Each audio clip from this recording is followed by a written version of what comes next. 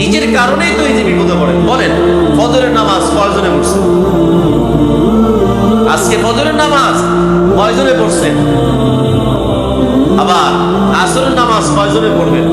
মাগরিব কয়জনে পড়বেন? এশা কয়জনে পড়বেন? আপনি যদি ঠিকমতো নামাজ না পড়া যদি আপনি বলেন আমার এই সমস্যা ওই সমস্যা, রোগ বিমার, বালা মুসিবত, কিছুই ভালো হয় নাই, আর সবচাইতে বড় রোগী তো আপনি নিজেই। আপনি যে বেনামাজি, আপনি কি? আপনি বেনামাজি। এজন্য ভাইরা আমার, দৈনন্দিন সকাল এবং সন্ধ্যায় বেশি বেশি আল্লাহর জিকির করবেন। প্রতিটা কাজে আল্লাহর নাম নিয়ে শুরু করবেন।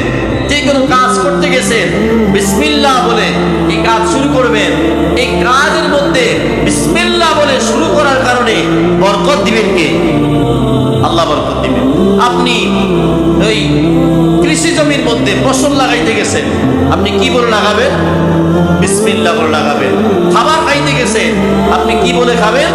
বিসমিল্লাহি ওয়া আলা বারাকাতিল্লাহ, এটা বলে খাবেন।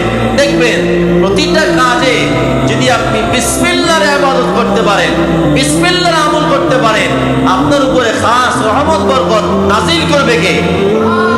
আল্লাহ। এখন আমাদের কাছে তো এটা নাই। মনে করেন আপনি মাসিক বেতন পাইছেন, মাসিক বেতনটা হাতে নেওয়ার সময় কি বলে নিবেন? বিসমিল্লাহ বলে নিবেন। অথবা আপনি কারো কাছ থেকে কর্জে হাসানা বুঝে মানে হাওলাত দিবেন। কারো কাছ থেকে বিপদে পড়ে টাকা হাওলাত দিবেন। যার কাছ থেকে টাকাটা হাওলাত নিলেন, এই টাকাটা আপনার হাতে নেওয়ার সময় পড়বেন বিসমিল্লাহ বলে, টাকাটা আপনার হাতের মধ্যে নেবেন। দেখবেন অতি দ্রুত আপনাকে আল্লাহ পাক রব্বুল আলামিন বিসমিল্লাহর বদৌলতে ঋণ থেকে মুক্তি দান করবেন। এজন্য শরীরের মধ্যে পোশাক গায়ে দিয়েছেন, বিসমিল্লাহ বলে গায়ে দেন। ঘরে ঢুকলেন বিসমিল্লাহ বলে প্রবেশ করেন। যে কোনো কাজে এই বিসমিল্লাহর ইবাদত করেন, আল্লাহর নাম নিয়ে শুরু করেন, আল্লাহর জিকির করেন।